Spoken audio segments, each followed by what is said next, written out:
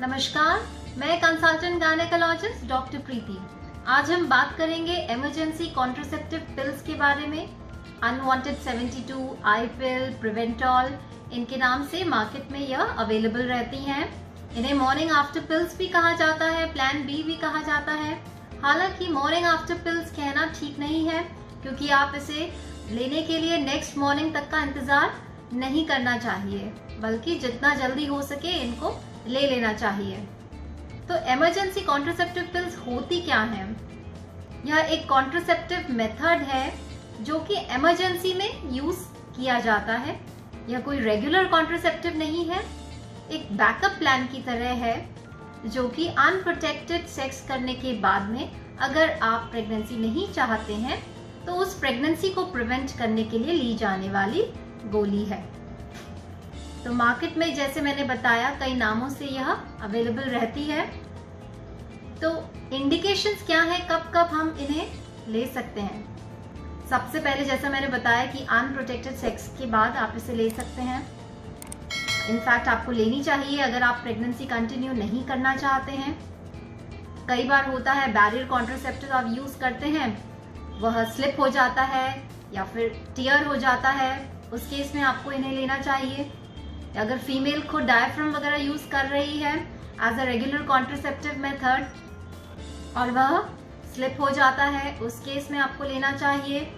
या फिर कई बार अगर जब फीमेल्स ओरल कॉन्ट्रासेप्टिव पिल्स जो लेती हैं, जो मंथली टैबलेट्स होती हैं, उसकी अगर वह डोज मिस कर देती हैं, 2 से ज्यादा डोज अगर मिस कर दे रही हैं, तो उस केस में कांटेक्ट करने के बाद आपको यह पिल लेनी चाहिए अगर आप प्रेगनेंसी कंटिन्यू नहीं चाहते हैं तो। या फिर अनप्रोटेक्टेड सेक्स, कभी अगर आप फर्टाइल पीरियड, जैसा कि मैंने पहले वीडियो भी बनाया हुआ है फर्टाइल पीरियड के बारे में, उस दौरान अगर आपने अनप्रोटेक्टेड इंटरकोर्स किया है तो आप इसे ले सकती हैं। अब इसे लेना किस तरह से है? तो इसका जो फंक्शन है वह जितना जल्दी आप ले सकें उतना बहुत ही अच्छा है, लेकिन यह काम करता है विद इन 72 आवर्स इसे आपको लेना चाहिए। पर जितना जल्दी हो सके, एज अर्ली एज पॉसिबल आप लेंगी तो इसकी जो एफिकेसी है वह बढ़ेगी। आपको इसे खाना खाने के बाद ही लेना चाहिए। अगर इसको लेने के 1 से 2 घंटे के अंदर आपको वॉमिटिंग हो जाती है तो आप अपने डॉक्टर से कंसल्ट करें। आपको हो सकता है कि दोबारा सेकंड आपको टैबलेट लेनी पड़े, क्योंकि इस दौरान अगर आप लेती हैं तो मेडिसिन का जो इफेक्ट है वह कम हो जाएगा और यह प्रॉपर फंक्शन नहीं करेगी। तो 1 से 2 घंटे के अंदर वॉमिट होने पर आप टैबलेट को रिपीट कीजिए। इसके बाद बात करते हैं कि इसके साइड इफेक्ट्स क्या हैं। तो साइड इफेक्ट्स बहुत सिवियर कोई साइड इफेक्ट इसका नहीं है। नॉजिया, वॉमिटिंग हो सकता है, फटीग हो सकता है, डिजीनेस हो सकता है, पीरियड्स में इरेगुलरिटी आ सकती है। इसके अलावा ब्रेस्ट में टेंडरनेस हो सकती है, एब्डोमिनल ब्लोटिंग हो सकती है। कई पेशेंट्स में स्पॉटिंग भी देखी जाती है, जो कई बार 1 सप्ताह तक, 7 से 10 दिन तक भी रहती है, पर उसे घबराने की बात नहीं है। आपको यह बात ध्यान रखनी है कि यह एक रेगुलर कॉन्ट्रासेप्टिव पिल नहीं है, तो इसलिए आप इसे रेगुलरली इस्तेमाल ना करें, केवल इमरजेंसी सिचुएशन में ही इसका इस्तेमाल करें। अब कैसे ऐसी सिचुएशन है जब आप इसको इस्तेमाल आपको नहीं करना चाहिए? जैसे कि अगर आप ऑलरेडी प्रेग्नेंट हैं या फिर आप एक्सपेक्ट कर रही हैं कि ये साइकिल में आप प्रेग्नेंट हो जाएंगी, या फिर आप इसे अबॉर्शन टैबलेट के हिसाब से अगर यूज करना चाहती हैं, तो मैं यह स्पेसिफिकली बताना चाहती हूँ, यह कोई अबॉर्शन करने के लिए टैबलेट नहीं है। यह एमटीपी पिल की तरह काम नहीं करती है। और इसके अलावा आप इसे as regular contraceptive pill use नहीं करेंगे। अगर आपको लगता है कि आपको महीने में 2 से 3 बार इसे लेना पड़ रहा है, तो एज अ गायनेकोलॉजिस्ट मैं आपको जरूर एडवाइस करूंगी आप एक रेगुलर कॉन्ट्रासेप्टिव मेथड को चूज करें, अपने गायनेकोलॉजिस्ट से कंसल्ट करें और एक सेफ प्रैक्टिस करें। इसके बाद बात करते हैं हम, तो यह पिल्स काम कैसे करती हैं, इनका मोड ऑफ एक्शन क्या है। तो जैसा कि मैंने पहले की वीडियोस में भी बताया है कि प्रत्येक मेंस्ट्रुअल साइकिल के अंदर ओवरी से एक एग रिलीज होता है जिसे हम ओव्यूलेशन कहते हैं। इस प्रोसेस को ओव्यूलेशन कहा जाता है, जिसमें अंडा दाने से अंडा रिलीज होता है। तो यह जो ओव्यूलेशन प्रोसेस है, इसको जो लीवोनॉर्जेस्ट्रॉल है वह स्टॉप करता है, प्रिवेंट करता है या डिले कर देता है। इसके अलावा इसके इफेक्ट्स जो रहते हैं वो फर्टिलाइजेशन पर भी रहते हैं और इम्प्लांटेशन पर भी रहते हैं। फर्टिलाइजेशन यानी कि जब एग और स्पर्म कांटेक्ट करते हैं तो उस प्रोसेस को फर्टिलाइजेशन कहा जाता है, और इम्प्लांटेशन यानी कि जब फर्टिलाइज हो जाता है एग और स्पर्म, वह जब यूट्रस के ऊपर जाके सेट होता है उसे इम्प्लांटेशन कहते हैं। तो इन तीनों प्रोसेस को यह थोड़ा सा अफेक्ट करता है और इस तरह से प्रेगनेंसी को प्रिवेंट करता है। अब इसकी एफिकेसी कितनी है, इसकी फेलियर रेट, सक्सेस रेट क्या है? तो यह टैबलेट्स अगर आप 72 आवर्स के अंदर ले लेती हैं तो इसकी एफिकेसी लगभग या सक्सेस रेट जो है लगभग 80 to 90% तक होती है। लेकिन अगर आप इसे जितना जल्दी हो सके, जितना जल्दी आप लेंगी, उतना ज़्यादा अच्छे आपके रिजल्ट्स आएंगे। इसके बाद है, या डिपेंड इस पर भी करता है कि आपका पीरियड कौन सा है। फर्टाइल पीरियड में है आप इमीडिएटली, अगर आपने टैबलेट डिले कर दिया लेने के अंदर, आपका ऑलरेडी ओव्यूलेशन हो चुका है, एग फर्टिलाइज हो चुका है, तो उस केस में फेलियर रेट के चांसेस बढ़ जाते हैं। अब कई बार जैसे इसको डिले कर देते हैं 3 दिन के 72 आवर्स के बाद अगर आप लेते हैं तो अगेन इसका जो एफिकेसी है वह कम हो जाती है। तो अब बात करते हैं कुछ ऐसे ही इमरजेंसी कॉन्ट्रासेप्टिव पिल से जुड़े हुए आपके सवालों के बारे में जो काफ़ी कॉमनली सब आस्क करते हैं।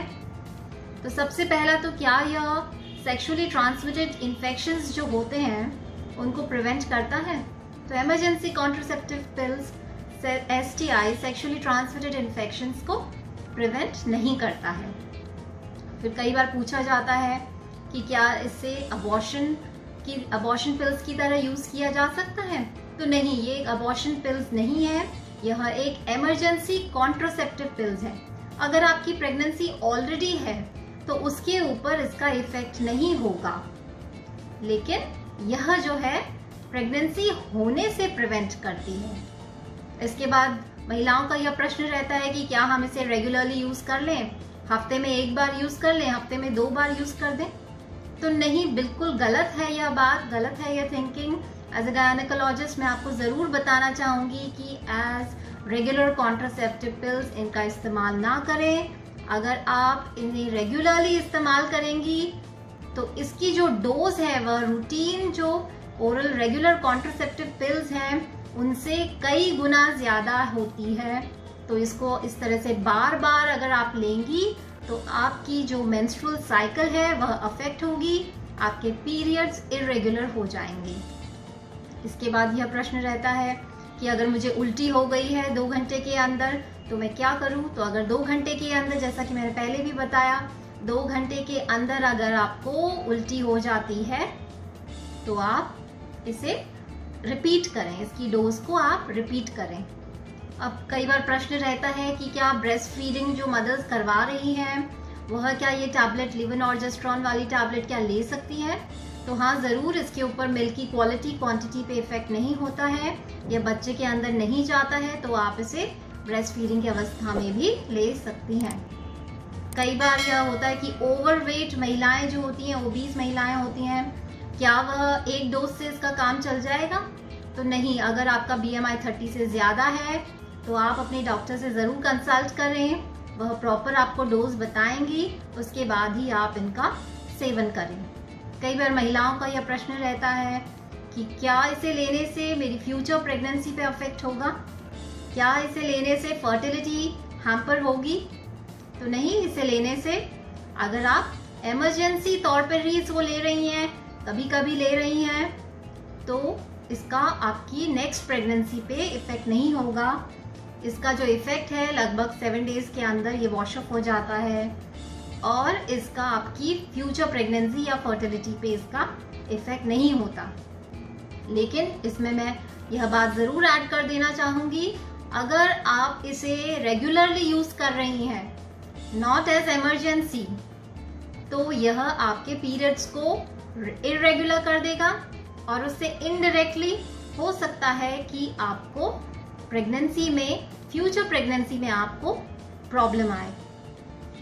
कई बार यह पूछा जाता है कि अगर इसकी एफिकेसी 80 to 90% है तो क्या हम नॉर्मली 2 टैबलेट्स ले लें तो इसकी एफिकेसी बढ़ जाएगी?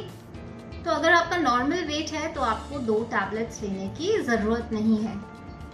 कई बार महिलाएं यह भी पूछती हैं कि हम 2 ब्रांड्स को ले लें, दूसरा एक टैबलेट ये ले लेते हैं, एक कोई दूसरी चीज़ ले लेते हैं, तो नहीं, यह करना गलत होगा।